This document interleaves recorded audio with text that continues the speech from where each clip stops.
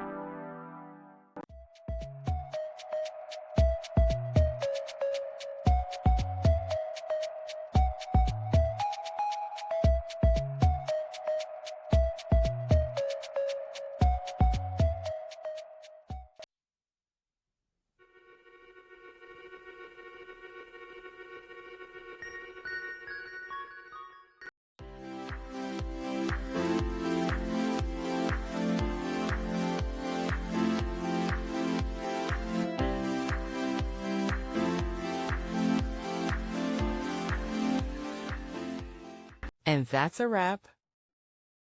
I hope you found the answer you were looking for. If you did, take a second to hit that subscribe button. It really helps out.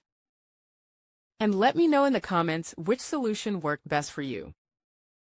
See you next time in the debug zone.